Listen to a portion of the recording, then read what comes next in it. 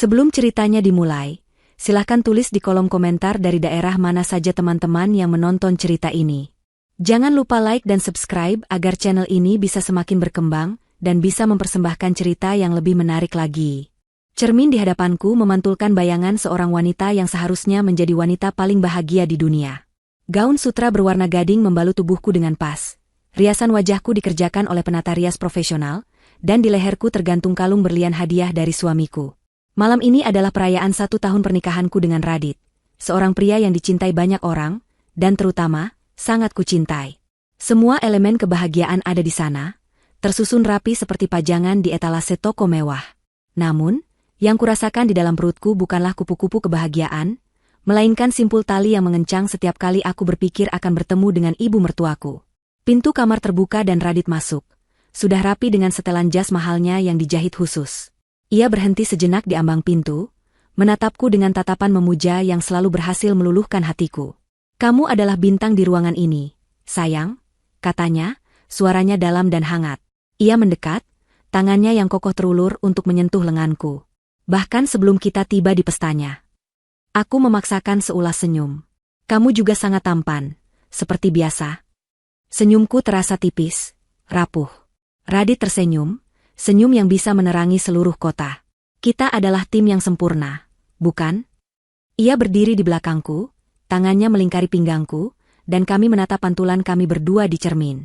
Kami memang terlihat sempurna. Pasangan dari sampul majalah. Namun aku tahu, di balik kilau ini, ada pertempuran yang harus kuhadapi malam ini. Pertempuran sunyi yang hanya aku yang merasakannya. Radit mungkin berada di sisiku, tapi ia tidak pernah benar-benar berada di medan perang yang sama. "Jangan khawatirkan Mama, oke?" bisik Radit tepat di telingaku, seolah bisa membaca pikiranku yang paling dalam. "Malam ini adalah malam kita. Nikmati saja. Jika Mama mengatakan sesuatu, anggap saja angin lalu. Ada aku di sisimu. Selalu." Kata-katanya adalah perisai yang selalu ia berikan padaku. Perisai yang ia harap cukup kuat untuk menahan semua panah beracun yang keluar dari bibir ibunya sendiri.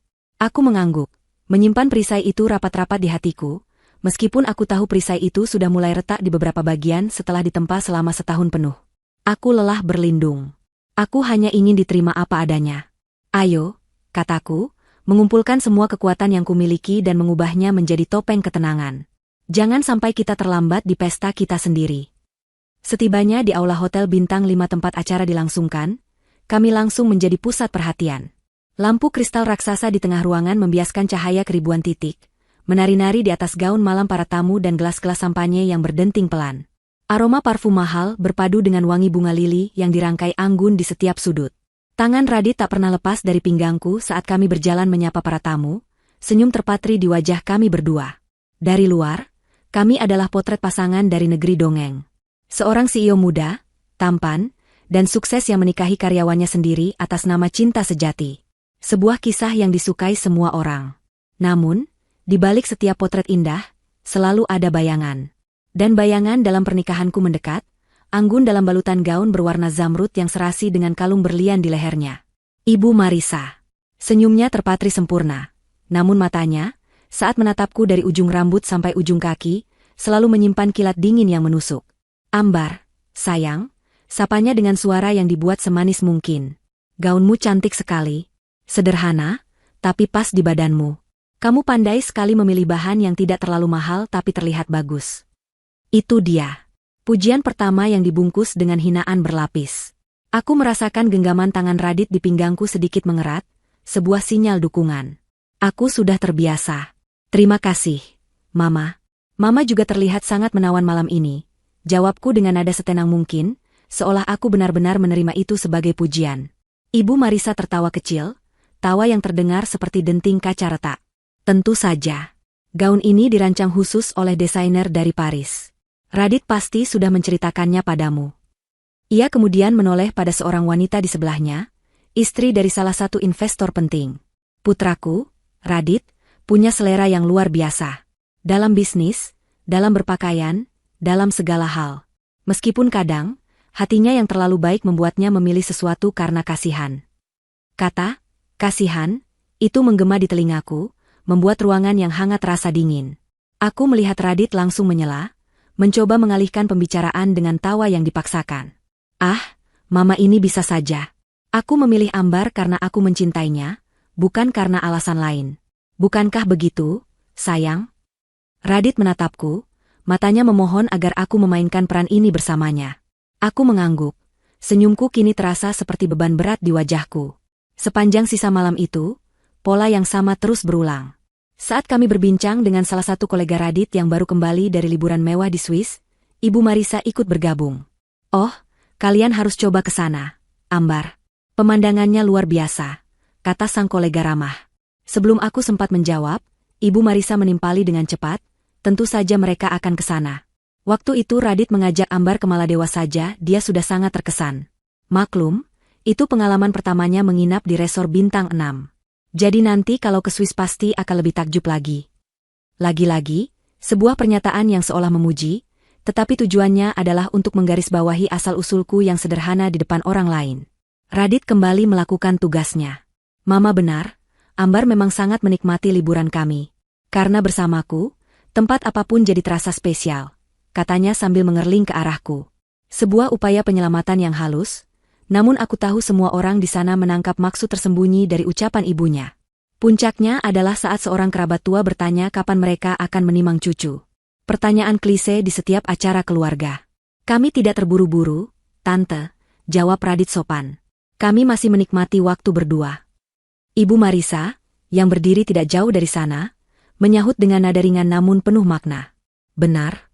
Lagi pula, mencari bibit, bebet, dan bobot yang unggul itu perlu pertimbangan matang. Semua demi masa depan perusahaan dan keluarga. Matanya melirik sekilas ke arahku saat mengucapkan itu, dan semua orang yang mendengarnya tahu persis siapa yang dimaksud tidak memiliki ketiga kriteria tersebut. Darahku terasa mendidih, namun wajahku tetap beku dalam senyuman. Aku merasa seperti pajangan di sebuah museum, dinilai dan diberi label oleh kurator yang membenciku. Setiap kata adalah tusukan jarum kecil. Tidak mematikan, tetapi meninggalkan luka yang terus menumpuk, membuat hatiku mati rasa. Aku adalah seorang ahli dalam menelan rasa sakit itu, dan mengubahnya menjadi senyum. Aku sudah melakukannya selama 1 tahun penuh. Aku melakukannya karena cintaku pada Radit. Pesta akhirnya berakhir menjelang tengah malam. Para tamu pulang dengan perut kenyang dan bahan gosip baru. Di dalam mobil mewah mereka yang melaju membelah jalanan Jakarta yang lengang, keheningan terasa pekat. Topengku akhirnya bisa kulepaskan. Aku menyandarkan kepalaku di jendela, menatap lampu-lampu kota yang berkelip seperti harapan yang mulai meredup. "Kamu baik-baik saja?" tanya Radit lembut, suaranya memecah keheningan. Tangannya terulur untuk menggenggam tanganku. Aku menarik tanganku pelan. "Menurutmu?" jawabku datar. Radit menghela napas. "Aku tahu Mama keterlaluan malam ini. Aku sudah bicara dengannya tadi. Aku minta maaf atas namanya." "Setiap hari kamu minta maaf atas namanya, Radit," sahutku pelan, suaraku serak karena menahan emosi. "Aku hanya lelah. Aku lelah terus-menerus diingatkan bahwa aku tidak pantas berada di sisimu."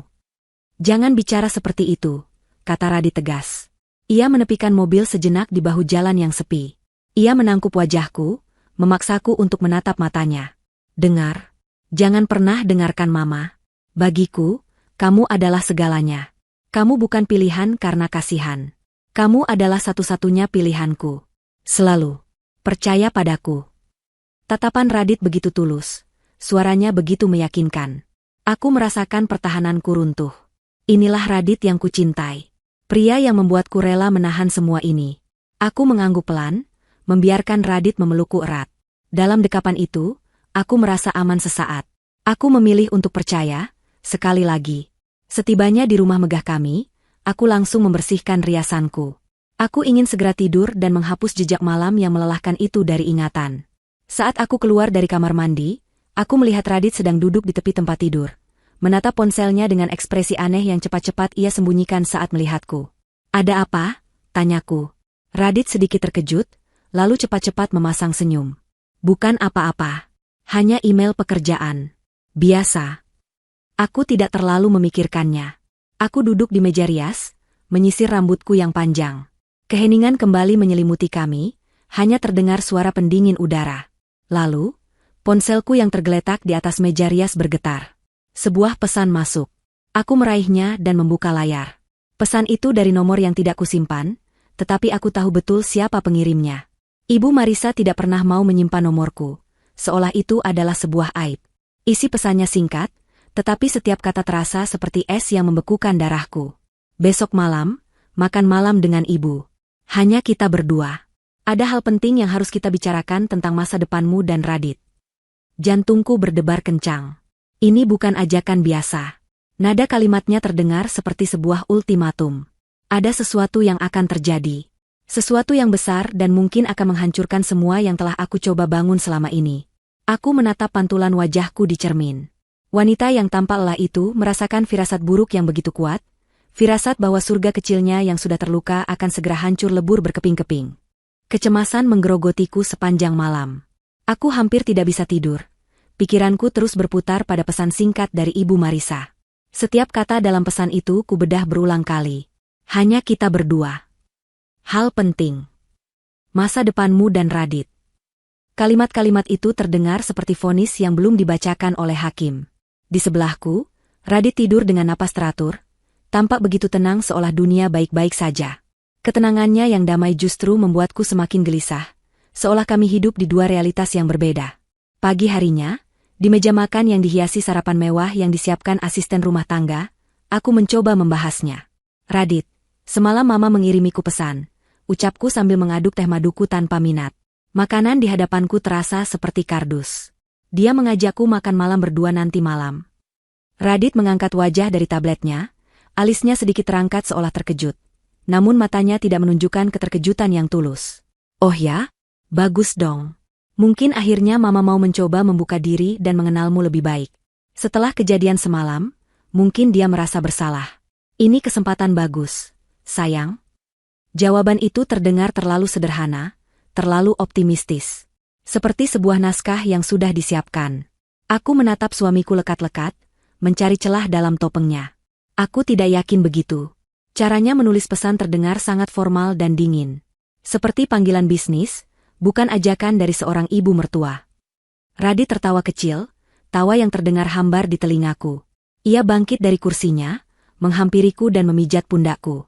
Kamu terlalu banyak berpikir. Mama memang seperti itu. Generasi lama, kaku. Hadapi saja dengan santai. Tunjukkan padanya dirimu yang sebenarnya. Tunjukkan kebaikan hatimu, aku yakin suatu saat nanti hatinya pasti akan luluh. Ia mengecup puncak kepalaku. Aku harus berangkat rapat penting. Jangan khawatir, oke? Semuanya akan baik-baik saja. Setelah Radit pergi, meninggalkan aroma parfum mahalnya, rumah itu terasa semakin besar dan sepi. Semua akan baik-baik saja. Kalimat itu terasa seperti kebohongan yang manis. Pikiranku melayang kembali ke masa lalu, ke awal mula semuanya, saat aku masih memegang erat keyakinan bahwa cinta bisa menaklukkan segalanya. 3 tahun yang lalu, aku hanyalah Ambar, seorang staf administrasi junior di perusahaan milik keluarga Radit. Aku adalah gadis perantau yang datang ke Jakarta dengan segudang mimpi dan ijazah sarjana, meninggalkan kenyamanan dan nama besar keluargaku di kota lain. Aku ingat percakapanku dengan ayah, Pak Gunawan, di ruang kerjanya yang megah, di antara rak-rak buku yang menjulang tinggi. Untuk apa kamu bekerja seperti itu? Nak, kamu menyembunyikan identitasmu, tinggal di kamar kos sempit. Kamu bisa langsung memegang posisi direktur di salah satu perusahaan ayah. Kata ayah saat itu, tatapannya penuh kekhawatiran. Aku hanya ingin merasakan semuanya dari nol. Ayah, jawabku mantap. Aku ingin tahu rasanya membangun karir dengan usahaku sendiri. Aku ingin dihargai karena kemampuanku, bukan karena namaku. Dan yang terpenting, aku ingin menemukan seseorang yang mencintaiku sebagai Ambar, gadis biasa, bukan sebagai putri Pak Gunawan, pewaris Gunawan Corp. Ayah menghela napas panjang, namun akhirnya tersenyum. Baiklah, jika itu yang kamu mau. Tapi berjanjilah, jika ada yang menyakitimu, ayah akan menjadi orang pertama yang tahu. Aku memeluknya erat, berjanji dalam hati akan membuatnya bangga. Dan aku menemukan seseorang. Atau, setidaknya, aku berpikir begitu. Radit saat itu adalah putra mahkota perusahaan. Seorang CEO muda yang dikagumi sekaligus ditakuti. Ia cerdas, tegas, dan seringkali terlihat dingin. Aku tidak pernah bermimpi untuk bisa dekat dengannya. Bagiku, Radit adalah langit, sementara aku hanyalah bumi. Namun takdir berkata lain. Suatu sore, aku membuat kesalahan fatal dalam sebuah laporan keuangan yang akan diserahkan padanya.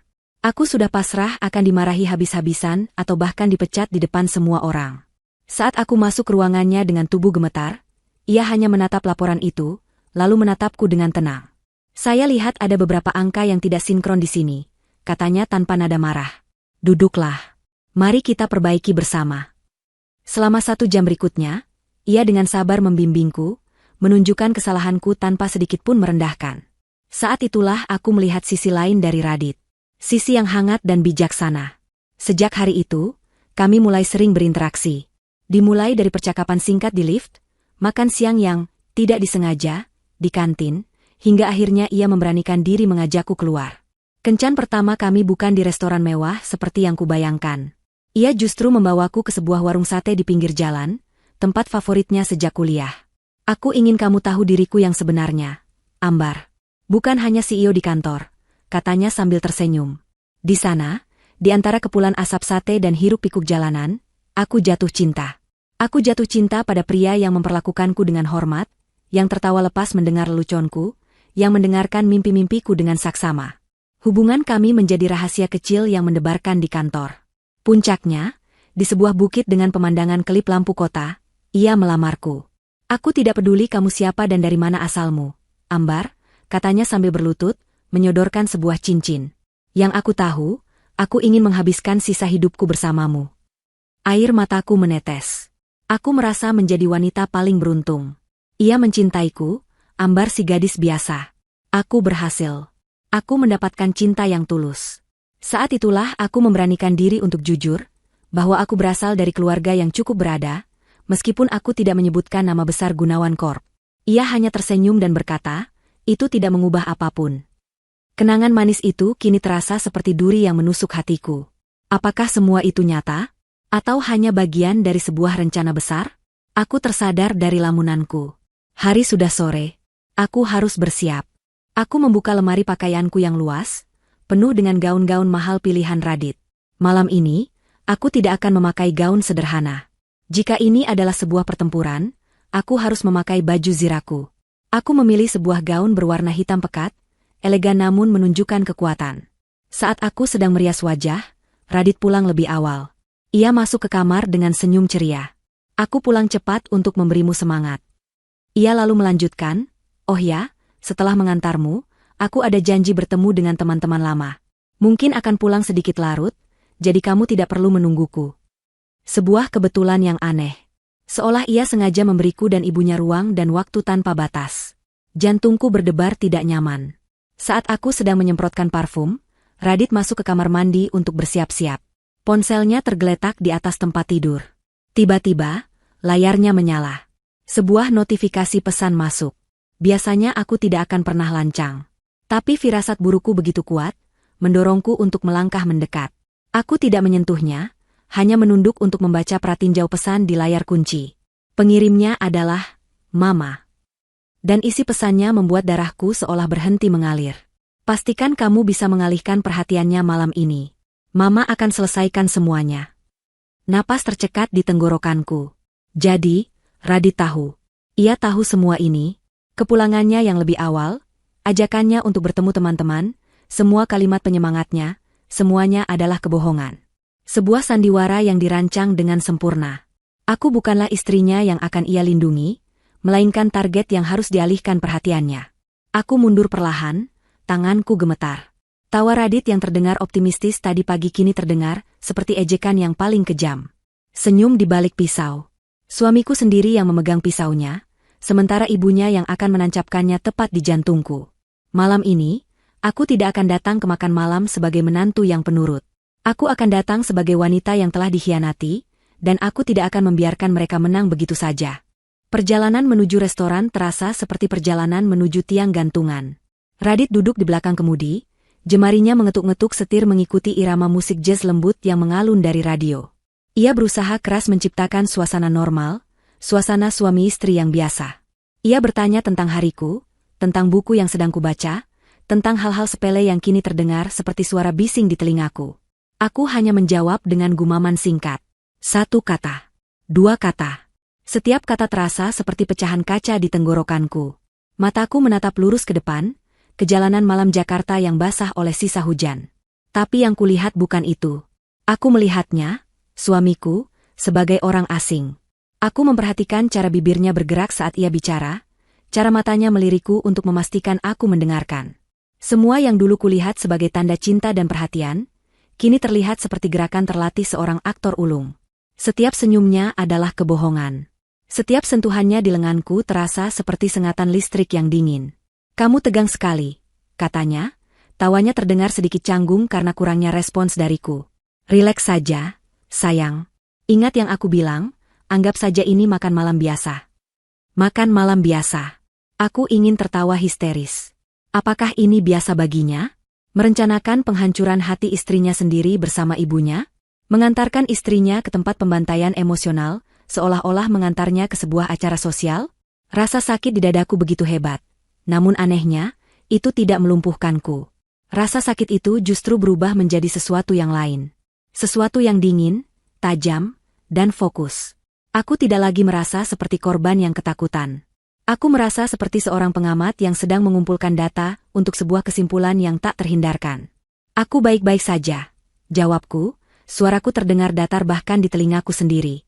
Radit tampaknya merasakan perubahan itu. Ia tidak lagi mencoba berbasa-basi. Sisa perjalanan kami lalui dalam keheningan yang menyesakan, hanya diisi oleh alunan musik yang kini terdengar seperti lagu pemakaman. Restoran yang dipilih Ibu Marisa adalah salah satu yang paling mewah di ibu kota. Sebuah tempat di puncak gedung pencakar langit dengan pemandangan 360 derajat. Tempat di mana harga segelas air mineral bisa membayar makan untuk satu keluarga selama seminggu. Ini adalah sebuah pernyataan. Sebuah panggung yang sengaja ia siapkan untuk menunjukkan kekuasaannya, untuk mengingatkanku di mana posisiku seharusnya berada. Jauh di bawahnya. Radit mengantarku sampai ke pintu sebuah ruang privat. Seorang pelayan membukakan pintu untuk kami. Di dalam, Ibu Marisa sudah duduk di salah satu sisi meja panjang yang bisa menampung 10 orang. Ia tampak seperti seorang ratu di singgasananya. Gaunnya yang berwarna merah marun memancarkan aura dominasi. "Nah, akhirnya menantu kesayanganku datang juga," sapanya, senyumnya tidak mencapai matanya. "Selamat malam, Ma," sapaku balik, nadaku sopan namun tanpa kehangatan. Radit mengecup pipiku, sebuah pertunjukan terakhir untuk malam ini. "Aku pergi dulu ya, sayang. Selamat menikmati makan malamnya dengan Mama," bisiknya. Kecupannya terasa seperti cap pengkhianatan di kulitku. Ia kemudian menoleh pada ibunya. "Ma, Radit titip Ambar ya?" "Tentu saja, Nak. Mama akan menjaganya dengan sangat baik," jawab Ibu Marisa. Ada makna tersembunyi dalam kalimat itu yang membuatku mual. Setelah Radit pergi dan pintu ruangan ditutup, hanya ada kami berdua. Keheningan yang tercipta terasa berat, penuh dengan permusuhan yang tak terucap. Ibu Marisa tidak membuang waktu. Ia memberi isyarat pada pelayan, memesan serangkaian hidangan mahal tanpa bertanya sedikit pun padaku. Foie gras, kaviar, steak wagyu. Makanan yang harganya selangit, seolah ingin menunjukkan betapa tidak berartinya uang baginya, dan betapa berharganya apa yang akan ia tawarkan. "Kamu tahu, Ambar," ia memulai pembicaraan setelah pelayan pergi, tangannya dengan anggun memutar-mutar gelas wine. "Pernikahan itu bukan hanya tentang cinta dua orang. Itu omong kosong yang ada di film-film murahan. Pernikahan, di level kita, adalah tentang penyatuan dua kekuatan. Dua keluarga. Dua warisan." Aku hanya diam, menatapnya dengan ekspresi yang sengaja kubuat kosong. Aku tidak akan memberinya kepuasan dengan menunjukkan emosi apapun. Ia melanjutkan, nadanya merendahkan. "Keluarga kami telah membangun kerajaan bisnis ini selama 3 generasi. Kami punya nama, kami punya status. Dan Radit, sebagai penerus tunggal, memiliki tanggung jawab untuk membawa nama itu lebih tinggi lagi, bukan menyeretnya ke bawah." "Apa maksud Mama?" tanyaku, meskipun aku sudah tahu persis kemana arah pembicaraan ini. Ibu Marisa meletakkan gelasnya dengan sedikit hentakan. "Jangan pura-pura bodoh. Kamu gadis yang cerdas, aku akui itu. Tapi kecerdasanmu tidak cukup untuk menutupi asal-usulmu. Kamu tidak membawa apa-apa ke dalam keluarga ini. Tidak ada nama besar, tidak ada koneksi politik, tidak ada warisan yang sepadan. Cintamu itu tidak bisa dipakai untuk memenangkan tender proyek pemerintah, Ambar." Hidangan pembuka datang, disajikan dengan begitu indah di atas piring porselen. Aku tidak menyentuhnya. Nafsu makanku sudah lama hilang. Ibu Marisa mencondongkan tubuhnya ke depan, tatapannya tajam seperti elang. Radit akan segera menandatangani kesepakatan bisnis terbesar dalam sejarah perusahaan kita. Kesepakatan ini hanya bisa terwujud jika kita beraliansi dengan keluarga yang tepat. Dan kami sudah menemukannya. Seorang anggota dewan yang sangat berpengaruh, yang bersedia menjadi mitra kita dengan satu syarat. Radit harus menikahi putrinya. Jantungku berdebar kencang, bukan karena terkejut, tapi karena amarah. Semua kepingan puzzle kini menyatu dengan sempurna. Ini bukan hanya tentang status sosial, ini tentang keserakahan. Radit adalah anak yang baik. Lanjutnya, seolah sedang menghiburku. Dia kasihan padamu. Dia tidak tahu bagaimana cara mengakhiri ini tanpa menyakitimu. Karena itu, sebagai seorang ibu, aku yang harus turun tangan untuk melakukan hal yang benar. Ia memberi isyarat pada asistennya yang sejak tadi berdiri diam di sudut ruangan. Pria itu maju dan meletakkan sebuah koper kulit berwarna hitam di atas meja, tepat di sebelah piring kaviar yang tidak tersentuh. Dengan satu gerakan, Ibu Marisa membuka koper itu. Mataku disilaukan oleh pemandangan di dalamnya. Tumpukan uang kertas ratusan ribu rupiah, diikat rapi. Begitu banyak. 2 miliar rupiah, katanya dengan suara penuh kemenangan. Ambil ini, Ambar. Anggap ini sebagai pesangonmu. Dengan uang ini, kamu bisa memulai hidup baru yang nyaman. Beli butik, buka kafe, apapun yang gadis sepertimu impikan. Pergilah yang jauh, ceraikan Radit secara diam-diam, dan jangan pernah muncul lagi di kehidupan kami. Aku menatap tumpukan uang itu, lalu beralih menatap wajah Ibu Marisa yang angkuh. Dia benar-benar berpikir semua hal di dunia ini bisa dibeli. Dia pikir harga diriku, pernikahanku, dan hatiku yang hancur bisa ditukar dengan setumpuk kertas. Dia mengharapkanku menangis, memohon, atau mungkin dengan rakus mengambil uang itu. Dia menungguku hancur di hadapannya. Dan di saat itulah, sesuatu dalam diriku meledak. Bukan dalam bentuk amarah yang membabi buta, melainkan sesuatu yang lebih dingin. Sesuatu yang lucu. Sangat lucu. Aku mulai tertawa. Awalnya hanya tawa kecil, tetapi kemudian menjadi tawa yang lepas dan keras. Tawa yang menggema di ruangan privat yang kedap suara itu. Wajah kemenangan Ibu Marisa langsung berubah menjadi kebingungan, lalu kemarahan. Apa yang kamu tertawakan? Apa kamu sudah gila? Aku menghentikan tawaku, menyeka setitik air mata di sudut mataku.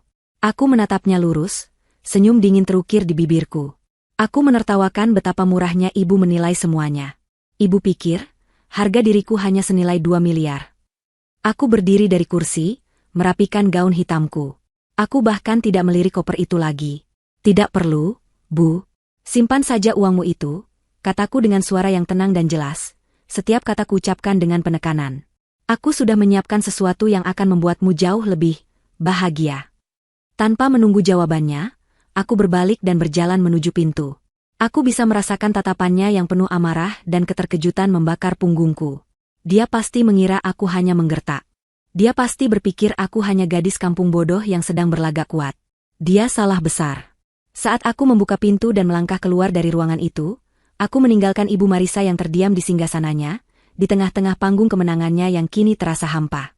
Di luar, aku menarik napas dalam-dalam, menghirup udara malam yang dingin. Pertunjukan babak pertama sudah selesai. Dan aku, bukan dia, yang menutup tirainya. Aku tidak menelepon Radit. Aku tidak mengiriminya pesan berisi amarah atau kekecewaan.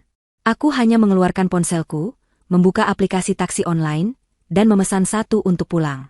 Tindakan sederhana itu terasa seperti sebuah deklarasi kemerdekaan.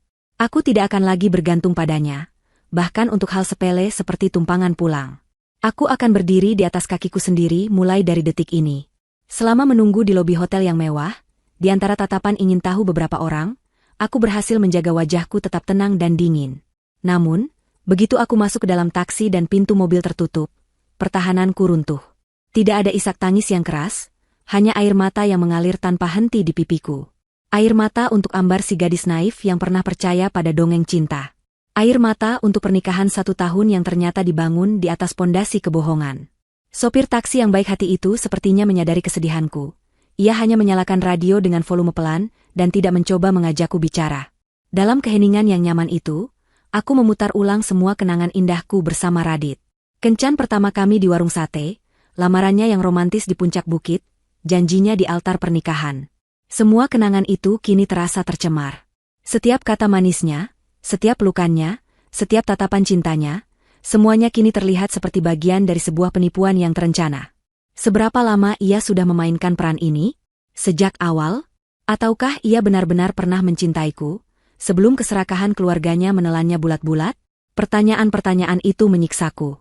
Rasa sakit karena pengkhianatan Radit jauh lebih dalam dan lebih tajam daripada semua hinaan yang pernah dilontarkan Ibu Marisa. Ibu Marisa adalah musuh yang menyatakan perang secara terbuka. Tapi Radit, dia adalah sekutu yang menusukku dari belakang saat aku sedang tidak waspada.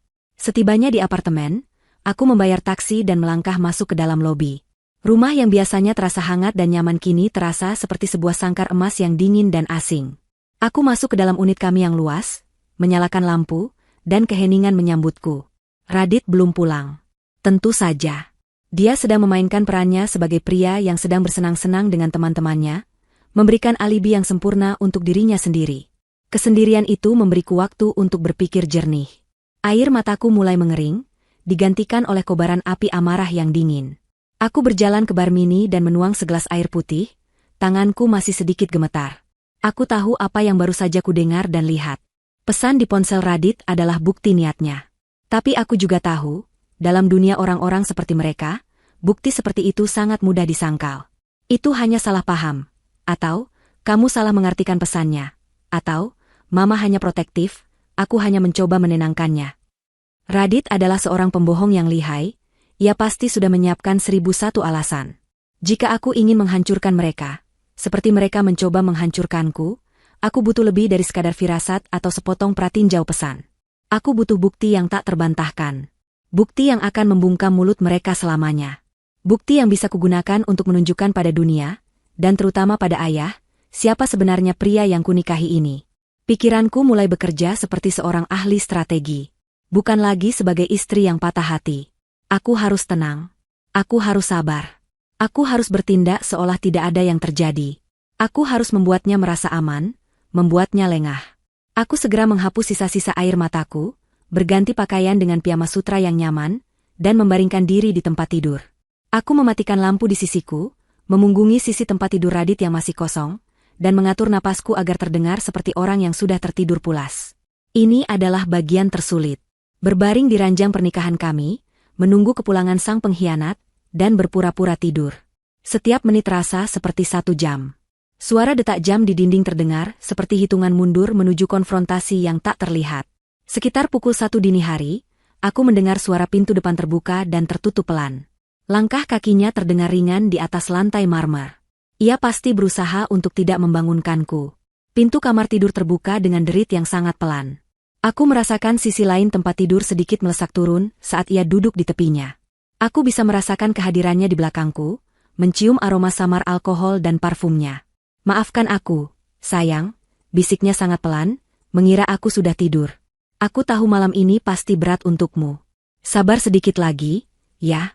Semuanya akan baik-baik saja. Kalimat itu. Kalimat laknat yang sama. Mendengarnya sekarang, setelah aku tahu semua kebusukannya, terasa seperti belati yang diputar di dalam lukaku. Aku harus mengerahkan seluruh kekuatanku untuk tidak melompat dari tempat tidur dan memakinya. Aku tetap diam, napasku tetap teratur. Setelah beberapa saat, ia bangkit, pergi ke kamar mandi, dan kemudian kembali berbaring di sampingku, menjaga jarak. Tak lama kemudian, aku mendengar dengkuran halusnya. Ia tertidur. Lelah setelah seharian penuh bekerja keras, memainkan perannya sebagai suami yang sempurna. Sekarang giliranku. Aku menunggu selama setengah jam lagi untuk memastikan ia benar-benar tertidur lelap. Kemudian, dengan gerakan yang sangat pelan dan hati-hati, aku menyibakkan selimut. Aku turun dari tempat tidur tanpa menimbulkan suara sedikit pun. Kakiku yang telanjang terasa dingin di lantai. Targetku adalah ruang kerjanya. Tempat di mana ia menyimpan semua rahasianya. Dengan jantung berdebar kencang, aku berjalan mengendap-endap melintasi apartemen yang gelap. Setiap bayangan tampak seperti monster. Setiap suara kecil dari jalanan terdengar seperti alarm. Aku masuk ke ruang kerjanya dan menutup pintu dengan sangat pelan. Hanya diterangi oleh cahaya bulan yang masuk dari jendela besar, aku mulai mencari. Aku memeriksa laptopnya. Terkunci dengan kata sandi. Aku mencoba membuka laci mejanya satu persatu. Terkunci. Aku hampir putus asa. Di mana ia menyimpan rahasianya? Pikiranku kembali pada ponsel yang ia gunakan sehari-hari.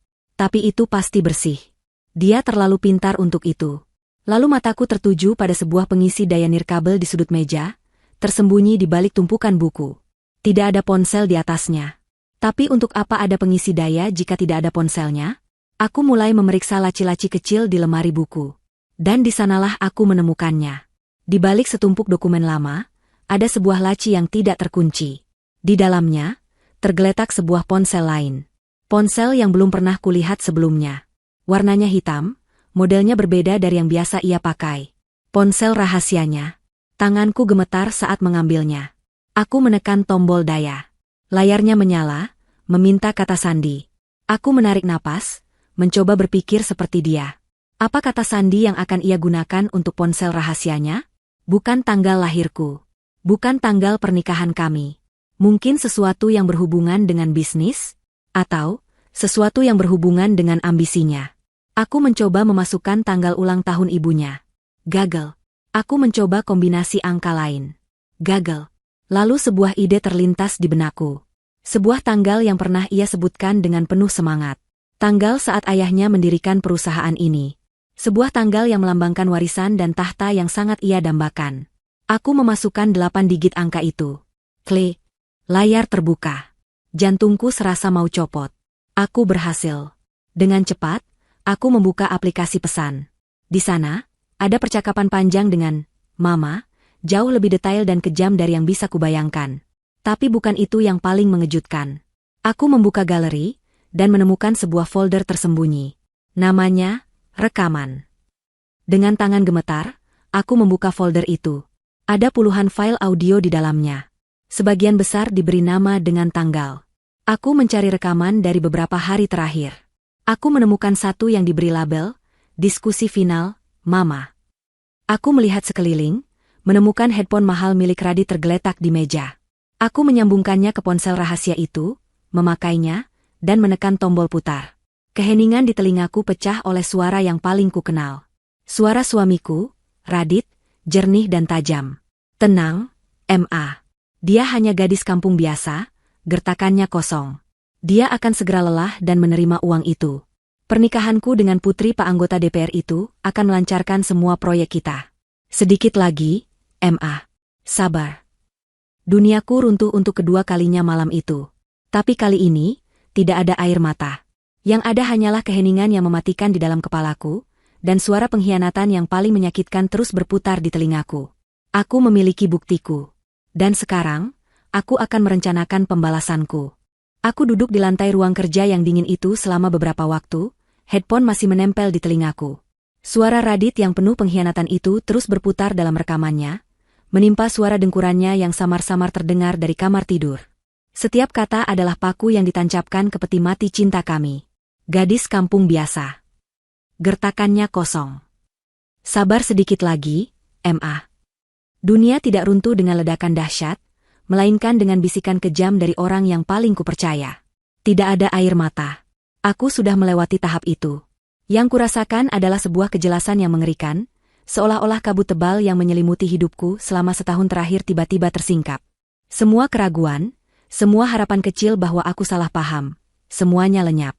Yang tersisa hanyalah kebenaran yang telanjang dan buruk rupa. Suamiku tidak mencintaiku. Ia tidak pernah benar-benar mencintaiku. Aku adalah sebuah proyek, sebuah drama yang harus ia selesaikan, sebuah batu loncatan sementara sebelum ia mendapatkan apa yang benar-benar ia inginkan. Getaran di tanganku berhenti, digantikan oleh ketenangan yang dingin. Aku bukan lagi korban dalam cerita ini. Aku adalah hakimnya. Pikiran pertamaku adalah kepraktisan. Bukti ini adalah senjataku. Aku tidak bisa hanya menyimpannya di ponsel ini. Dengan gerakan cepat dan efisien, aku membuka aplikasi email di ponsel rahasia itu. Aku membuat alamat email baru yang acak, lalu melampirkan 3 rekaman audio paling memberatkan dan 20 tangkapan layar percakapan antara Radit dan ibunya. Aku mengirim email itu ke alamat email pribadiku yang lain, yang sangat aman dan tidak pernah kuungkapkan pada siapapun, bahkan Radit. Setelah memastikan email terkirim, aku menghapus email yang baru kubuat dari folder terkirim, menghapus jejaknya dari ponsel itu. Kemudian, dengan ketelitian seorang ahli forensik, aku mengembalikan semuanya seperti semula. Aku menutup semua aplikasi, membersihkan riwayat, dan mematikan ponsel itu. Aku meletakkannya kembali di dalam laci tersembunyi, di balik tumpukan dokumen lama. Aku menutup laci itu tanpa suara. Headphone ku kembalikan ke tempatnya di atas meja. Aku melihat sekeliling ruangan sekali lagi, memastikan tidak ada satu barang pun yang bergeser. Tidak ada jejak. Aku kembali ke kamar tidur, bergerak sepelan bayangan. Radit masih tertidur lelap, wajahnya tampak damai dalam tidurnya. Wajah seorang malaikat yang menyimpan jiwa iblis. Aku berbaring kembali di sisiku, menarik selimut hingga ke leher. Berbaring di sebelahnya kini terasa seperti berbagi ranjang dengan seekor ular berbisa. Aku memejamkan mata, namun tidur tidak kunjung datang. Pikiranku bekerja dengan kecepatan tinggi, menyusun rencana, langkah demi langkah, seperti seorang grandmaster catur yang merencanakan skakmat dalam 10 langkah ke depan. Aku memikirkan ayah. Aku ingat janjiku padanya. Jika ada yang menyakitimu, ayah akan menjadi orang pertama yang tahu. Aku telah melanggar janji itu. Aku menyembunyikan penderitaanku selama setahun, mencoba menyelesaikan pertempuran ini sendirian karena keegoisan dan keyakinan butaku pada cinta. Kini, saatnya untuk mengakui kekalahanku dan memanggil kavaleri. Saat fajar pertama menyingsing, mewarnai langit Jakarta dengan semburat jingga, aku sudah mengambil keputusan. Matahari yang terbit hari ini bukan hanya menandai hari baru, tetapi juga menandai fajar dari sebuah pembalasan. Pagi harinya adalah sebuah pertunjukan sandiwara yang luar biasa. Aku sengaja bangun sedikit lebih siang, membiarkan Radit bangun lebih dulu. Saat aku keluar dari kamar, aku memasang wajah paling menyedihkan yang bisa kubayangkan. Aku membiarkan mataku sedikit sembab, bahuku terkulai, dan gerakanku lambat seolah tanpa tenaga. Aku adalah gambaran sempurna dari seorang wanita yang patah hati dan putus asa. Radit langsung menyambutku dengan wajah penuh keprihatinan palsu. "Sayang, kamu baik-baik saja? Bagaimana makan malamnya dengan mama semalam?" Tanyanya sambil memegang bahuku. Aku menghindari tatapannya. "Seperti yang bisa kamu duga," jawabku dengan suara serak. "Mama," dia menjelaskan semuanya. Wajah Radit menunjukkan kilas kemenangan yang cepat-cepat ia sembunyikan di balik topeng simpatinya. "Aku tahu ini berat, Ambar. Aku tahu. Apa yang mama katakan padamu?" Dia menawariku jalan keluar, kataku, membiarkan suaraku sedikit bergetar. Dan, desaknya pelan. Aku hanya menggelengkan kepala, seolah terlalu sakit untuk membahasnya. Aku butuh waktu untuk berpikir. "Radit." Kepalaku pusing. Aktingku sempurna. Radit langsung memelukku. Pelukan yang terasa dingin dan hampa. "Tentu, sayang. Ambil waktu sebanyak yang kamu butuhkan. Pikirkan baik-baik apa yang terbaik untukmu. Aku hanya ingin kamu bahagia," katanya. Kalimat itu adalah puncak kemunafikannya. Ia ingin aku bahagia, selama kebahagiaan itu berarti aku harus enyah dari hidupnya. Ia salah mengartikan diamku sebagai kekalahan. Ia mengira aku sedang mempertimbangkan tawarannya, menimbang-nimbang antara cinta yang tak terbalas dan uang 2 miliar rupiah. Kepercayaan dirinya terlihat jelas. Ia pikir ia sudah menang. Ia pikir, gadis kampung, ini sudah masuk dalam perangkapnya. Setelah ia berangkat kerja dengan langkah ringan seorang pemenang, aku menunggu selama 15 menit. Kemudian, aku berjalan ke ruang baca, tempat paling kedap suara di apartemen ini. Aku tidak menggunakan ponselku yang biasa. Aku mengeluarkan ponsel satelit terenkripsi yang diberikan ayah sejak dulu untuk keadaan darurat. Ponsel yang tidak bisa dilacak, tidak bisa disadap. Aku menekan satu nomor panggil cepat. Panggilan itu tersambung setelah 2 dering. "Halo, Nak." Suara ayahku, Pak Gunawan, terdengar tenang dan dalam di seberang sana. "Halo, Ayah," jawabku. Suaraku tetap tenang, tidak ada isak tangis. Hening sejenak. Ayahku adalah orang yang peka. Dia tahu ini bukan panggilan biasa. "Kamu baik-baik saja? Ada apa?" Aku menarik napas panjang. "Eksperimenku sudah selesai, Ayah. Dan hasilnya adalah kegagalan total." Aku bisa merasakan ketegangan di ujung telepon. "Ceritakan pada ayah. Semuanya. Jangan ada yang terlewat." Dan aku pun bercerita. Dengan suara yang datar dan tanpa emosi, aku menjelaskan semuanya secara kronologis. Tentang perayaan ulang tahun pernikahan. Tentang hinaan Ibu Marisa yang tak pernah berhenti. Tentang makan malam semalam, tawaran 2 miliar, dan rencana perjodohan Radit dengan putri pejabat. Dan yang terpenting, tentang pengkhianatan Radit. Aku menceritakan tentang ponsel rahasia, dan rekaman suara yang kutemukan. Selama aku bicara, ayah tidak menyela sekalipun. Ia hanya mendengarkan. Keheningannya jauh lebih menakutkan daripada amarah yang meledak-ledak. Aku tahu ayahku. Di balik ketenangannya, ada badai yang sedang bergolak. Setelah aku selesai, ia hanya bertanya satu hal. Bukti itu. Apa kamu sudah mengamankannya? Sudah, ayah. Sudah kukirim ke email aman, jawabku. Hening lagi. Kemudian, aku mendengar ayah menghela napas panjang. Bukan napas lelah, melainkan napas seseorang yang akan memulai perang. Ayah yang salah, katanya dengan suara rendah yang penuh penyesalan. Seharusnya ayah tidak pernah membiarkanmu melakukan ini. Ayah seharusnya melindungimu lebih baik. Ini bukan salah ayah. Ini salahku karena terlalu naif, sahutku. Tidak, potongnya dengan tegas. Kesalahan ada pada mereka yang berani menyentuh putri ayah. Kamu sudah melakukan bagianmu dengan sangat baik. Nak, kamu kuat, dan kamu cerdas karena mendapatkan bukti itu. Sekarang, biarkan ayah yang mengambil alih. Rasa lega yang luar biasa membanjiri diriku. Beban berat yang kupikul sendirian selama ini seolah terangkat. Apa yang harus aku lakukan sekarang? Ayah, tanyaku. Lanjutkan sandiwaramu.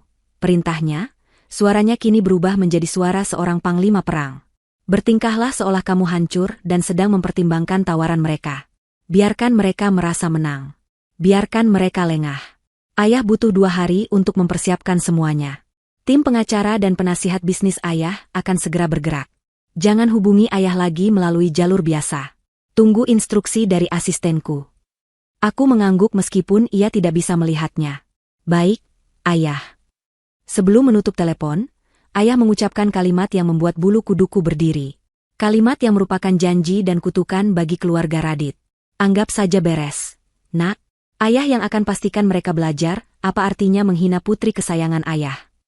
Telepon ditutup. Aku duduk di sana, di tengah ruangan yang sunyi, memegang ponsel di tanganku. Langkah catur pertama sudah dijalankan. Sang putri sudah menggerakkan bidaknya. Dan kini, sang raja di belakangnya sedang mempersiapkan seluruh pasukannya untuk memporak-porandakan papan permainan. Selama 2 hari berikutnya, aku menjelma menjadi aktris terbaik yang pernah ada. Aku mendedikasikan setiap detik untuk memainkan peran sebagai wanita yang hancur lebur. Pagi hari, aku keluar kamar dengan mata sembab dan lingkaran hitam di bawah mata, hasil dari malam-malam tanpa tidur yang memang nyata adanya. Aku tidak perlu memalsukan kesedihan. Aku hanya perlu menyalurkan rasa sakit pengkhianatanku menjadi keputusasaan yang terlihat. Aku hampir tidak makan. Di meja makan, aku hanya mengaduk-aduk makananku, dan saat Radit bertanya, aku hanya menjawab, tidak nafsu makan. Aku menghabiskan sebagian besar waktuku di kamar, membaca buku dengan tatapan kosong, atau sekadar berdiri di balkon menatap kejauhan.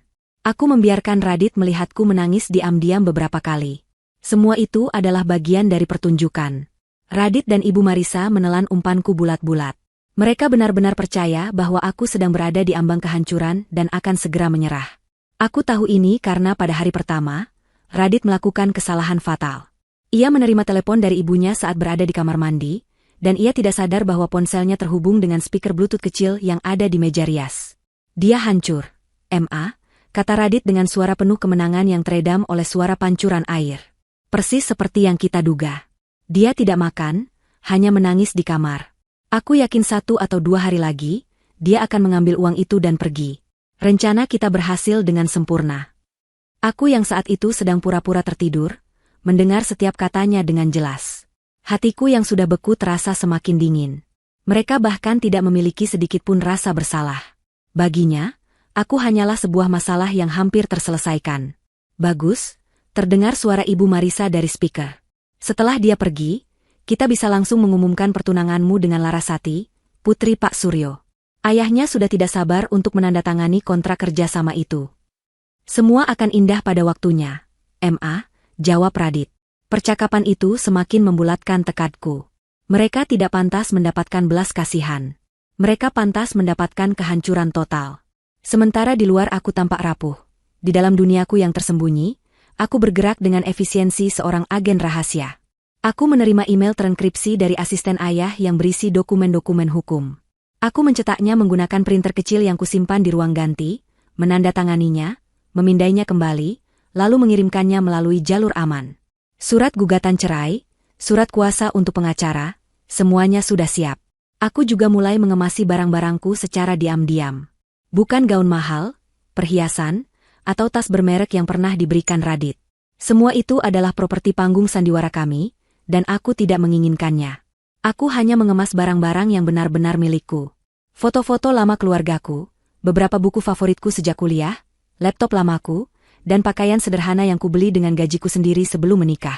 Semua barang itu muat dalam satu koper kecil yang kusembunyikan di bagian belakang lemari. Hari kedua, mereka menjadi semakin ceroboh. Ibu Marisa bahkan meneleponku langsung. Suaranya penuh simpati palsu. "Ambar, sayang, bagaimana keadaanmu? Mama sangat khawatir. Apakah kamu sudah memikirkan tawaran Mama? Itu demi kebaikanmu juga." Aku masih butuh waktu, Ma, jawabku dengan suara bergetar. Tentu. Tapi jangan terlalu lama ya, Nak. Radit harus segera melangkah maju, katanya. Sebuah ancaman yang dibungkus dengan kepedulian. Malam itu, malam sebelum hari H, Radit pulang dengan membawa sebuket bunga lili putih, bunga favoritku. Sebuah gestur yang terasa seperti hinaan. "Ini untukmu," katanya lembut. "Aku tahu kamu sedang sedih. Aku hanya ingin mengingatkanmu bahwa aku pernah peduli padamu." Kata-katanya yang menggunakan bentuk lampau, "pernah peduli," adalah pengakuan yang paling jujur darinya. Aku menerima bunga itu, mengucapkan terima kasih dengan suara lirih, dan meletakkannya di vas. Bunga lili yang indah, yang akan segera layu, sama seperti pernikahan kami. Pagi harinya adalah puncak dari semua sandiwaraku. Hari ini adalah hari diadakannya rapat umum pemegang saham tahunan di perusahaan Radit. Sebuah acara besar di mana ayah, melalui Gunawan Corp, akan diumumkan sebagai mitra strategis utama untuk proyek ekspansi raksasa mereka. Nasib perusahaan mereka bergantung pada rapat hari ini. Aku bangun lebih pagi dari biasanya. Saat Radit keluar dari kamar mandi, ia terkejut melihatku sudah di dapur, mengenakan apron, dan aroma kopi segar serta nasi goreng kesukaannya menguar di udara. "Ambar, kamu memasak?" tanyanya, tampak benar-benar terkejut. Aku menoleh dan memberinya senyum kecil yang tampak tulus. Senyum seorang istri yang pasrah namun tetap berbakti. "Hari ini hari besarmu. Kamu harus berangkat dengan perut kenyang," kataku pelan. Ia menatapku dengan tatapan yang sulit diartikan. Mungkin ada sedikit rasa bersalah, atau mungkin hanya keterkejutan melihat kekuatan gadis kampung yang ia remehkan. Kami sarapan dalam diam. Setelah itu, aku membantunya bersiap. Aku menyetrika kemeja terbaiknya, memastikan tidak ada satu kerutan pun. Aku memilihkan dasi sutra berwarna biru tua yang paling cocok dengan setelan jasnya. Aku bahkan membantunya memasang pin perusahaan di kerah jasnya. Aku adalah perwujudan istri yang sempurna. Radit, yang sepenuhnya tertipu, tampak terharu. Saat ia sudah siap untuk berangkat, ia memegang kedua tanganku. Wajahnya menunjukkan ekspresi yang tulus, sebuah kemampuan akting yang luar biasa. "Lihat, sayang. Bahkan setelah semua yang terjadi, kamu masih merawatku dengan sangat baik. Kamu memang istri yang baik. Maafkan aku dan Mama atas semua ini."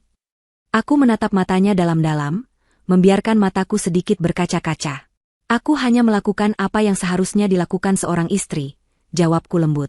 Ia menghela napas, tampak lega. "Apapun keputusanmu nanti, aku akan menghargainya." Kebohongan terakhirnya. Saat ia hendak melangkah pergi, aku menahannya. "Tunggu," kataku. Aku maju dan memeluknya. Sebuah pelukan yang terasa seperti memeluk balok es. Aku bisa merasakan detak jantungnya yang stabil, detak jantung seorang pria yang yakin dunianya aman terkendali. Baginya, ini adalah pelukan perpisahan yang manis. Bagiku, ini adalah ciuman kematian Yudas. Aku melepaskan pelukan itu dan menatap wajahnya untuk terakhir kali sebagai suaminya. Aku memberinya senyum terbaikku, senyum yang paling manis dan paling beracun. "Semoga berhasil dengan rapatnya ya, sayang," kataku, suaraku terdengar tulus dan penuh dukungan. "Ini akan jadi hari yang tak akan pernah kamu lupakan seumur hidupmu." Dia tersenyum lebar, sama sekali tidak menangkap makna ganda dari ucapanku. "Terima kasih, Say." Ia tidak sempat menyelesaikan kalimatnya karena aku sudah meletakkan jari telunjukku di bibirnya. "Pergilah. Nanti terlambat." Ia mengangguk, mengecup keningku sekilas, lalu berbalik dan berjalan keluar pintu dengan langkah seorang raja yang akan menuju penobatannya. Aku berdiri di ambang pintu, melambaikan tangan saat mobilnya melaju meninggalkan gedung apartemen. Setelah mobilnya hilang dari pandangan, aku menutup pintu. Aku bersandar di baliknya, dan senyum manis di wajahku perlahan-lahan luntur, digantikan oleh ekspresi dingin tanpa emosi. Badai sudah datang, dan kiamat untuk keluarga Radit akan dimulai dalam hitungan jam. Setelah pintu apartemen tertutup di belakang Radit, Aku tidak membuang waktu satu detik pun. Tidak ada jeda untuk keraguan atau kesedihan. Adrenalin dan tekad yang dingin memompa melalui pembuluh darahku. Aku bergerak dengan tujuan yang jelas. Pertama, aku berjalan ke kamar tidur. Di atas nakas di sisi tempat tidur Radit, tergeletak jam tangan mewah yang kuberikan untuk ulang tahunnya. Di sisiku, ada beberapa perhiasan yang ia berikan. Aku melepas cincin kawin dari jari manisku. Cincin berlian yang terasa begitu berat dan dingin. Aku meletakkannya dengan rapi di atas nakas di sisiku, tepat di sebelah bingkai foto pernikahan kami yang tersenyum bahagia. Sebuah senyuman palsu dari sebuah dongeng palsu. Biarlah ia menemukan pemandangan itu saat ia pulang nanti, jika ia masih punya rumah untuk pulang.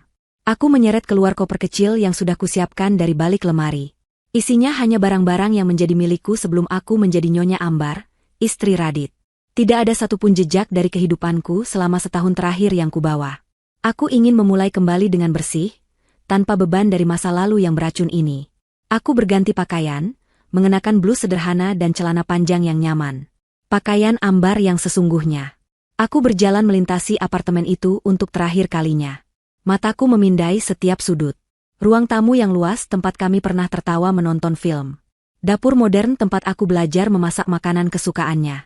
Balkon tempat ia pertama kali mengatakan, "Aku cinta kamu," setelah kami menikah. Semua tempat itu kini terasa seperti lokasi syuting sebuah film yang sudah selesai diproduksi. Semuanya hanyalah properti, set yang akan segera dibongkar. Tidak ada rasa sentimental. Tidak ada penyesalan. Yang ada hanyalah kelegaan. Ponselku bergetar. Sebuah pesan dari nomor tak dikenal. Kami sudah menunggu di lobi B. Itu adalah sinyalnya. Tanpa menoleh ke belakang, aku membuka pintu, melangkah keluar, dan menutupnya dengan pelan. Menutup satu bab dalam hidupku untuk selamanya. Sebuah mobil sedan hitam tanpa tanda pengenal sudah menungguku. Sopir itu membukakan pintu untukku tanpa berkata apa-apa, mengambil koperku, dan kami pun melaju pergi, meninggalkan sangkar emasku tanpa jejak. Sementara itu, di lokasi lain di jantung kawasan bisnis Jakarta, suasana di ruang rapat dewan direksi perusahaan keluarga Radit mencapai puncaknya. Ruangan itu megah, dengan meja kayu mahoni raksasa yang mengkilap, kursi-kursi kulit yang nyaman, dan jendela-jendela besar yang menampilkan pemandangan kota. Udara di dalamnya terasa kental dengan aroma kesuksesan, kepercayaan diri, dan sedikit kesombongan. Para pemegang saham besar, dewan direksi, dan investor penting duduk dengan wajah penuh antisipasi. Di depan, berdiri Radit. Ia tampak gagah dan berwibawa dalam setelan jas mahalnya. Di sisinya, duduk ayahnya, Pak Hardiman, seorang pebisnis generasi kedua yang mewarisi perusahaan dari ayahnya. Dan di barisan depan, duduk Ibu Marisa, wajahnya berseri-seri penuh kebanggaan, menatap putranya seolah sedang melihat seorang raja. Ia merasa semua pengorbanan dan rencananya yang brilian akan segera terbayar lunas. Kehadirannya di sana adalah simbol kekuatan keluarga di balik perusahaan. Radit memulai presentasinya dengan penuh karisma. Suaranya mantap, gerak tubuhnya meyakinkan. Di layar proyektor raksasa di belakangnya, muncul slide-slide yang mengesankan. Grafik pertumbuhan, angka-angka profit, dan proyeksi masa depan yang tampak begitu cerah. Puncak presentasinya adalah pengungkapan Proyek Nusantara, sebuah rencana ekspansi masif untuk membangun jaringan manufaktur dan distribusi baru di beberapa kota besar di Indonesia. Proyek ini akan melipat gandakan nilai perusahaan dalam 5 tahun ke depan. Tentu saja, kata Radit, senyum percaya diri tersungging di bibirnya. Sebuah proyek dengan skala sebesar ini membutuhkan fondasi yang kokoh. Fondasi itu bukan hanya modal, tetapi juga kemitraan strategis yang solid. Dan dengan bangga saya umumkan, fondasi itu telah kita amankan. Ia menekan tombol di remotenya. Di layar, muncul logo dua perusahaan yang saling bertaut. Logo perusahaannya dan logo Gunawan Corp. Nama besar yang sangat dihormati di dunia bisnis. Seperti yang Anda semua tahu, lanjut Pak Hardiman mengambil alih, Gunawan Corp bukanlah pemain sembarangan. Mereka adalah raksasa industri yang dipimpin oleh seorang legenda, Pak Gunawan. Beliau dikenal dengan integritasnya yang tak tergoyahkan dan ketajaman bisnisnya yang luar biasa. Fakta bahwa beliau setuju untuk menjalin kemitraan jangka panjang dengan kita adalah bukti kepercayaan tertinggi terhadap masa depan perusahaan kita. Para pemegang saham bertepuk tangan meriah. Bisik-bisik kekaguman terdengar di seluruh ruangan. Dengan dukungan Gunawan Corp, Proyek Nusantara bukan lagi sekadar mimpi, melainkan sebuah kepastian. Ibu Marisa menatap beberapa kolega sosialitanya dengan senyum penuh kemenangan. Inilah puncaknya. Inilah bukti bahwa keputusannya untuk menyingkirkan Ambar dan merangkul keluarga pejabat adalah langkah yang tepat demi kejayaan keluarganya. Kontrak kerjasama ini, Radit kembali bicara, akan menjadi tulang punggung finansial dan operasional kita untuk dekade mendatang. Ini adalah era baru bagi kita semua. Tepuk tangan kembali membahana. Radit membungkuk sedikit, menyerap semua pujian dan kekaguman itu. Ia melirik ibunya dan memberinya kedipan mata penuh arti. Semuanya berjalan sesuai rencana. Namun, tepat saat Radit hendak mengucapkan kalimat penutupnya, pintu ruang rapat di bagian belakang terbuka pelan. Bukan dibuka oleh pelayan yang membawa kopi, melainkan oleh seorang staf dari divisi hukum mereka. Wajahnya pucat pasi dan dahinya berkeringat. Ia berjalan cepat, setengah berlari, menghampiri kepala penasihat hukum perusahaan yang duduk di dekat Pak Hardiman. Ia membisikkan sesuatu dengan suara yang sangat panik. Pak Hardiman menatap interupsi itu dengan kening berkerut, tampak kesal. Ada apa ini? Tidak bisakah menunggu sampai rapat selesai? Tegurnya dengan suara rendah. Penasihat hukum itu tidak menjawab. Wajahnya yang biasanya tenang kini tampak seperti baru saja melihat hantu. Ia menatap layar tablet di tangannya dengan ngeri, lalu dengan tangan gemetar, ia menyodorkannya kepada Pak Hardiman. "Pak, Bapak harus lihat ini, baru saja masuk." Dengan gerak kesal, Pak Hardiman merebut tablet itu. Radit dan Ibu Marisa menatap dengan penasaran. Para pemegang saham mulai berbisik-bisik, merasakan ada sesuatu yang tidak beres. Pak Hardiman menatap layar tablet. Alisnya yang tebal bertaut. Ia membaca kalimat pertama, lalu kedua. Matanya membelalak. Warna perlahan-lahan surut dari wajahnya, meninggalkannya pucat seperti mayat. Tangannya mulai gemetar, membuat tablet itu nyaris jatuh. Radit, yang merasakan firasat buruk, mendekat. "Ada apa, Pak?" Pak Hardiman tidak mampu bicara. Ia hanya menunjuk layar dengan jari gemetar. Radit menunduk untuk membaca. Di layar, terpampang sebuah email resmi. Kop suratnya sangat jelas, Gunawan Corp. Subjek email itu ditulis dengan huruf kapital tebal berwarna merah, seolah ditulis dengan darah. Pemberitahuan pemutusan kontrak kerjasama secara sepihak. Berlaku efektif saat ini juga. Di bawahnya, ada beberapa paragraf singkat dalam bahasa hukum yang dingin dan brutal, yang intinya menyatakan bahwa Gunawan Corp menarik semua bentuk kerjasama, investasi, dan afiliasi dengan perusahaan mereka, tanpa syarat dan tanpa bisa diganggu-gugat. Napas Radit tercekat. Tidak mungkin, desisnya. Ini pasti salah. Ini hoaks. Seseorang mencoba menyabotase kita. Kepanikan mulai menjalari ruangan. Para pemegang saham yang tadinya bersorak-sorai kini berdiri, wajah mereka penuh kebingungan dan ketakutan. Tepuk tangan meriah telah digantikan oleh dengungan cemas. Kerajaan kertas yang baru saja mereka bangun dengan megah dalam presentasi itu, kini mulai terbakar dari fondasinya. Mimpi indah itu berubah menjadi mimpi buruk hanya dalam hitungan detik. Dan ini, barulah permulaannya. Ketenangan di ruang rapat itu pecah menjadi kekacauan. Pak Hardiman, yang sudah mendapatkan kembali suaranya, membanting tablet itu ke meja. "Apa-apaan ini? Siapa yang berani mengirim lelucon murahan seperti ini di tengah rapat penting?" raungnya, wajahnya merah padam karena marah dan malu. "Panggil bagian IT, lacak email ini, dan seseorang, hubungi kantor Pak Gunawan sekarang juga. Minta bicara langsung dengannya." Perintahnya pada beberapa asisten yang langsung berlari keluar ruangan dengan panik. Radit sendiri sudah sibuk dengan ponselnya. Jarinya dengan panik menekan nomor pribadi Pak Gunawan yang ia simpan. Tidak diangkat. Gumamnya, keringat dingin mulai membasahi pelipisnya. Ia mencoba lagi, dan lagi. Panggilannya tidak dijawab, seolah nomor itu sudah tidak ada lagi. Para pemegang saham kini tidak lagi berbisik. Mereka mulai bicara dengan suara keras, menuntut penjelasan.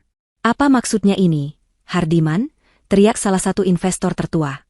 "Anda bilang kontraknya sudah diamankan. Seluruh proyek ini bergantung pada mereka." Ibu Marisa duduk membeku di kursinya, senyum kemenangan di wajahnya telah luntur, digantikan oleh ekspresi bingung dan cemas. Ia menatap putranya, lalu suaminya, mencari jawaban yang tidak mereka miliki. Seluruh skenario indah yang telah ia rancang di kepalanya mulai retak. Di tengah pandemonium itu, pintu utama ruang rapat yang terbuat dari kayu jati itu terbuka lebar dengan dorongan kuat dari luar.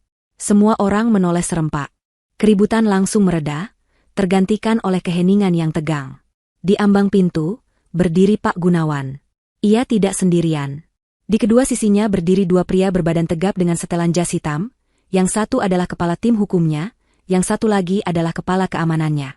Kehadiran Pak Gunawan sendiri sudah cukup untuk mengintimidasi seisi ruangan.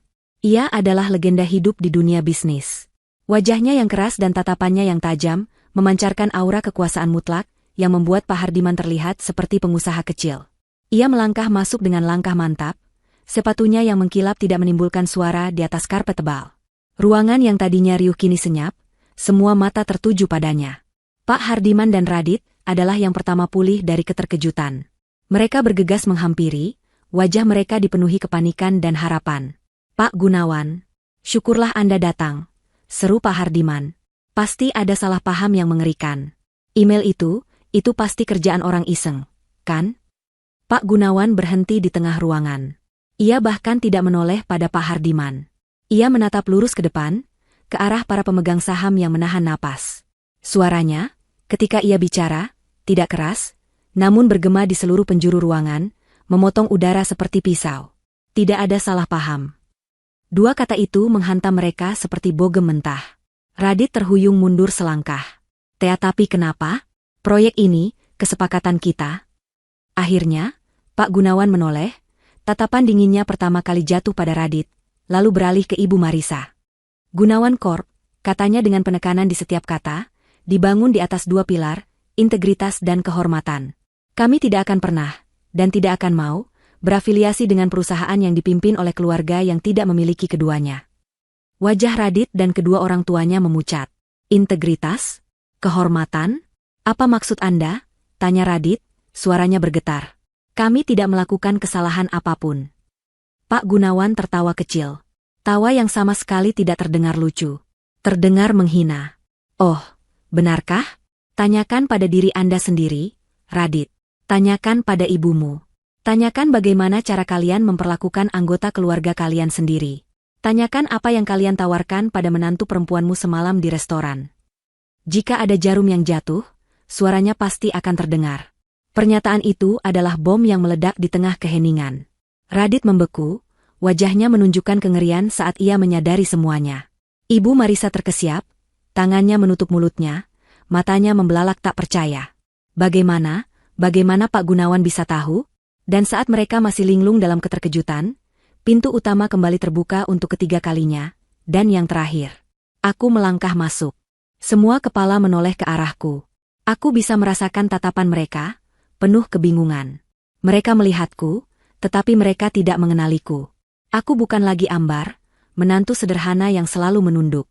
Hari ini, aku memakai setelan blazer berwarna biru navy yang dirancang khusus, sepatu hak tinggi yang kokoh, dan rambutku ditata rapi ke belakang. Riasanku tajam dan profesional. Aku berjalan melewati barisan kursi para pemegang saham, melewati Radit, Ibu Marisa, dan Pak Hardiman yang menatapku seolah aku adalah hantu.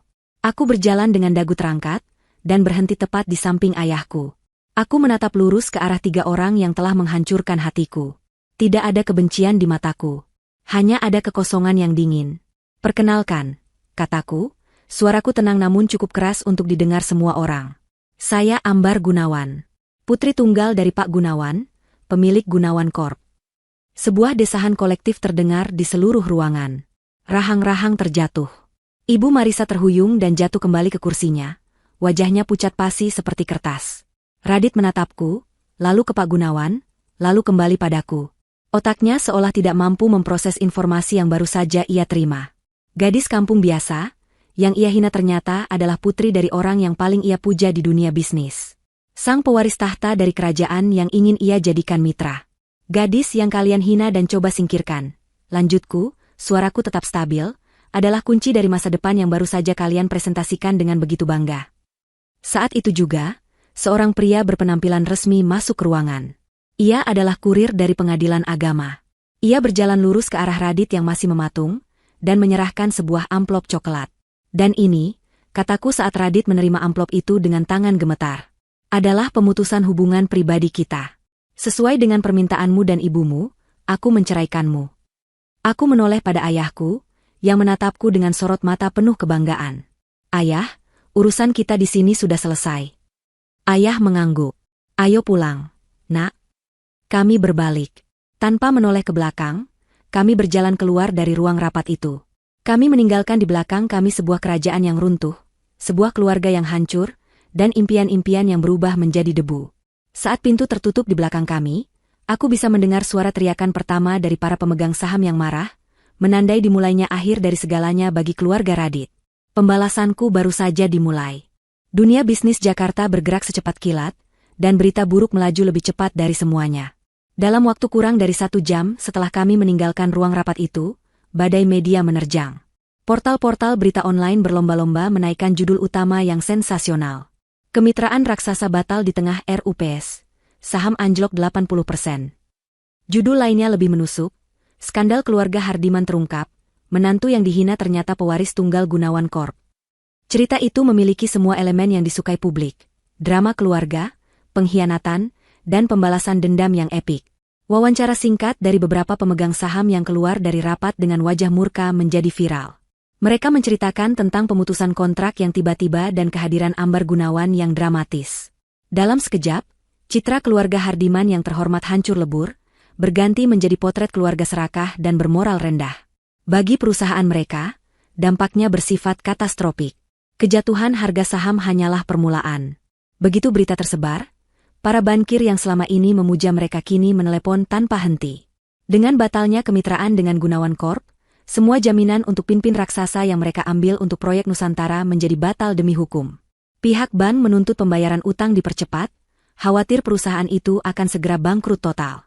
Para pemasok menahan pengiriman barang, menuntut pembayaran tunai di muka. Para investor panik dan menjual sisa saham mereka yang sudah tidak berharga. Kerajaan bisnis yang mereka bangun selama 3 generasi, runtuh dalam waktu kurang dari 24 jam. Itu bukanlah sebuah keruntuhan, melainkan sebuah penguapan. Sementara dunia mereka terbakar, aku berada di tempat yang paling aman di dunia, rumah ayah. Sebuah kediaman megah yang dikelilingi taman-taman asri dan dijaga dengan sistem keamanan berlapis. Aku tidak merasakan euforia kemenangan. Yang kurasakan adalah kelelahan yang luar biasa, seolah-olah beban seberat 1 ton baru saja diangkat dari pundakku. Aku duduk bersama ayah di ruang kerjanya, menonton berita yang menampilkan wajah-wajah panik Radit dan ayahnya saat dikerubungi wartawan di lobi kantor mereka. Ayah mematikan televisi. Cukup, katanya lembut. Kamu tidak perlu melihat ini lagi. Ia menatapku, sorot matanya yang biasanya setajam elang kini melembut. Kamu melakukannya dengan sangat baik hari ini, Nak. Kamu tegar dan berani. Ayah sangat bangga padamu. Aku menyandarkan kepalaku di bahunya yang tegap. Terima kasih, Ayah. Terima kasih karena sudah percaya padaku. Seharusnya ayah yang berterima kasih, sahutnya. Kamu telah mengingatkan ayah tentang apa yang paling penting. Bukan perusahaan, bukan uang, tapi keluarga. 2 hari kemudian, saat aku sedang menikmati teh pagiku di teras belakang yang menghadap ke taman, kepala keamanan rumah datang menghampiri ayah. Maaf, Pak, katanya dengan hormat. Ada Tuan Radit dan Nyonya Marisa di gerbang depan. Mereka memaksa ingin bertemu dengan Nona Ambar. Mereka bilang ini masalah hidup dan mati. Ayah langsung mengerutkan kening. Usir mereka. Mereka tidak punya urusan lagi di sini. Tunggu, Ayah, kataku pelan. Ayah menoleh padaku. Biarkan mereka masuk. Aku ingin bertemu mereka. Untuk terakhir kalinya. Aku harus menutup bab ini dengan tanganku sendiri. Ayah menatapku sejenak, melihat kesungguhan di mataku, lalu mengangguk pada kepala keamanan. Biarkan mereka masuk. Tapi jangan biarkan mereka lewat dari foyer utama. Kami menunggu di foyer. Sebuah ruangan besar dengan langit-langit tinggi, lantai marmer yang mengkilap, dan tangga melingkar yang megah. Kami sengaja berdiri di puncak tangga pendek yang menuju ke ruang keluarga, membuat kami berada di posisi yang lebih tinggi. Sebuah simbol status yang tidak perlu diucapkan. Beberapa menit kemudian, pintu utama yang besar itu terbuka. 2 orang petugas keamanan mengawal masuk Radit dan Ibu Marisa. Pemandangan di hadapanku membuatku nyaris tidak mengenali mereka. Mereka adalah bayangan dari diri mereka yang dulu. Radit, yang selalu tampil sempurna, kini tampak kuyu. Setelan jasnya kusut, rambutnya acak-acakan, dan matanya merah serta bengkak. Ibu Marisa, sang ratu sosialita, tampak 10 tahun lebih tua. Gaun mahalnya terlihat lusuh, riasannya luntur karena air mata, dan keangkuhan yang selalu terpancar dari wajahnya kini hilang sama sekali, digantikan oleh keputusasaan yang menyedihkan. Begitu melihatku, mereka seolah lupa cara berjalan. Ibu Marisa terisak keras, dan tanpa peringatan, ia menjatuhkan dirinya ke lantai marmer yang dingin, bersujud. Radit mengikuti jejak ibunya, berlutut dengan kedua kaki, wajahnya tertunduk dalam penyesalan yang terlambat. Ambar. Nak Ambar. Raung Ibu Marisa, suaranya parau dan pecah. Ia mencoba merangkak maju, tangannya terulur seolah ingin menyentuh kakiku. Maafkan ibu, nak. Maafkan kesombongan ibu. Ibu buta. Ibu salah besar. Radit mengangkat wajahnya yang basah oleh air mata. Ambar, aku mohon, katanya dengan suara bergetar. Aku tahu aku telah melakukan kesalahan yang tak termaafkan. Aku pengecut. Aku bodoh karena lebih mendengarkan mama daripada kata hatiku. Tapi aku bersumpah, Ambar, jauh di dalam hatiku, aku mencintaimu. Aku selalu mencintaimu. Aku hanya menatap mereka dari atas, wajahku tanpa ekspresi. Pertunjukan mereka yang menyedihkan tidak lagi bisa menyentuh hatiku. Tolong, Nak Ambar, Ibu Marisa melanjutkan ratapannya. Bicaralah pada ayahmu. Batalkan semuanya. Kami akan melakukan apa saja. Kami akan memberikanmu semua saham perusahaan. Apapun. Tapi tolong jangan hancurkan kami seperti ini. Perusahaan kami adalah hidup kami. Tanpa itu, kami bukan apa-apa. Mereka terus meracau, memohon, dan menangis. Sebuah pemandangan yang menyedihkan. Mereka tidak menyesali perbuatan mereka yang telah menyakiti hatiku. Mereka hanya menyesali konsekuensinya. Mereka menangisi harta dan status mereka yang hilang, bukan kepercayaanku yang telah mereka hancurkan. Aku mendengarkan sampai mereka kehabisan kata-kata, sampai yang tersisa hanyalah isak tangis yang memilukan. Kemudian, dengan gerakan pelan dan anggun, aku menuruni beberapa anak tangga, berhenti tepat di luar jangkauan mereka. Aku menatap Ibu Marisa, yang masih bersujud. Dulu, kataku, suaraku terdengar dingin dan jernih di tengah keheningan foyer. Ibu menilaiku seharga 2 miliar rupiah. Ibu Marisa tersentak mendengar kata-kata itu. Sekarang, lanjutku, mataku beralih menatap Radit yang masih berlutut. Seluruh harta kalian yang sudah hilang itu, bahkan tidak akan cukup untuk membayar harga dari satu tetes air mataku yang tulus untukmu. Aku berhenti sejenak, membiarkan kata-kataku meresap. Kalian datang ke alamat yang salah. Rumah ini bukan rumah kalian. Dan aku menatap lurus ke mata Ibu Marisa. Bukan lagi menantumu. Nama saya Ambar Gunawan. Aku berbalik, tidak sudi menatap mereka lebih lama lagi. Satpam, kataku dengan suara yang lebih keras. Tolong antar tamu tak diundang ini keluar dari properti saya. 2 orang petugas keamanan yang sejak tadi menunggu di dekat pintu, segera maju. Mereka mengangkat Radit dan Ibu Marisa yang lemas dan tidak berdaya. Mereka tidak melawan, hanya terus menangis dan melontarkan permohonan maaf yang sudah tidak berarti. Aku berjalan menaiki tangga tanpa menoleh ke belakang. Bahkan saat aku mendengar pintu utama yang berat itu ditutup dengan suara debam yang final. Aku mendengar suara gerbang besi yang tinggi ditutup di kejauhan. Mereka sudah di luar. Terkunci di luar duniaku, untuk selamanya. Babak itu benar-benar sudah berakhir. 1 tahun berlalu. Waktu adalah penyembuh yang hebat, sekaligus hakim yang paling adil. Bagi sebagian orang, 1 tahun adalah waktu untuk membangun kembali. Bagi yang lain, itu adalah waktu di mana kehancuran mereka menjadi permanen. Sebuah artikel di majalah bisnis ternama menampilkan laporan khusus tentang nasib perusahaan-perusahaan yang pernah jaya. Di salah satu halamannya, ada sebuah foto kecil. Foto sebuah rumah kontrakan sederhana dengan dinding yang catnya sudah mengelupas di sebuah gang sempit di pinggiran kota. Di depannya, berdiri seorang pria kurus yang tampak jauh lebih tua dari usianya, sedang membersihkan sepeda motor bebek. Pria itu adalah Radit. Artikel itu menceritakan bagaimana keluarga Hardiman kehilangan segalanya. Menshan mereka disita bank, mobil-mobil mewah mereka dilelang, dan semua rekening mereka dibekukan untuk membayar utang dan pesangon karyawan.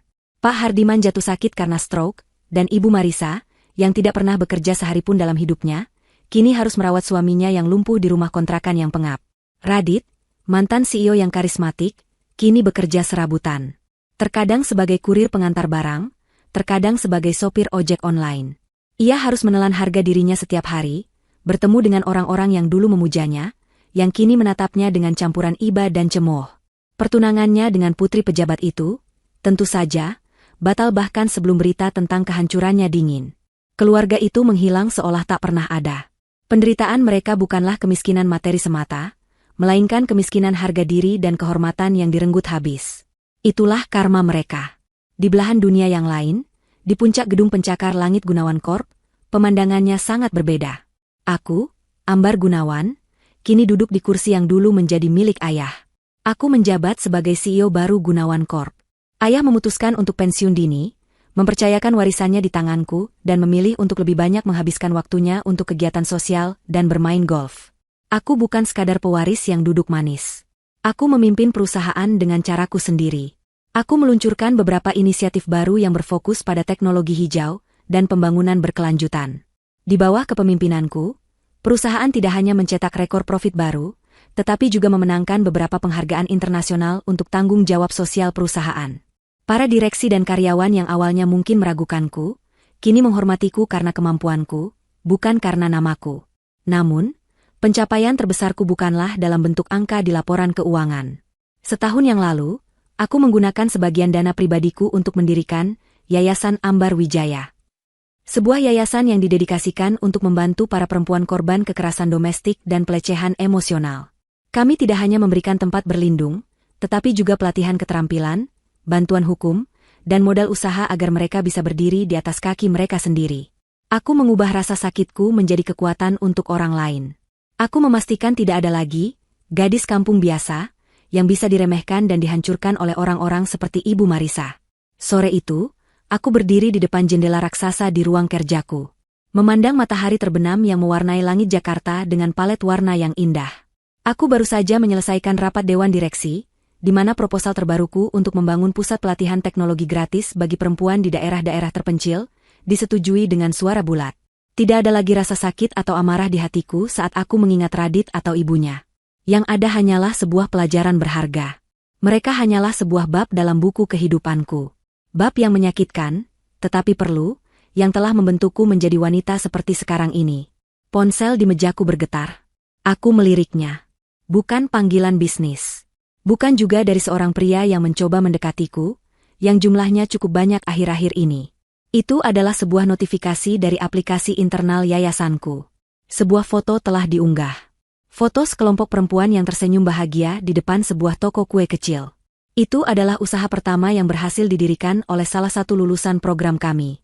Di bawah foto itu ada tulisan, "Terima kasih, Ibu Ambar. Ibu telah memberi kami harapan." Sebuah senyuman tulus yang hangat terukir di bibirku. Inilah kebahagiaan. Inilah kemenangan yang sesungguhnya. Tahtaku bukanlah di sisi seorang suami kaya raya. Tahtaku yang sebenarnya adalah di sini. Di puncak duniaku sendiri, yang kubangun bukan dengan warisan semata, tetapi dengan integritas, kekuatan, dan empati. Aku bebas. Aku berkuasa. Dan yang terpenting, aku damai dengan diriku sendiri. Karma telah berjalan sesuai kodratnya, dan aku telah menemukan tahtaku yang sebenarnya.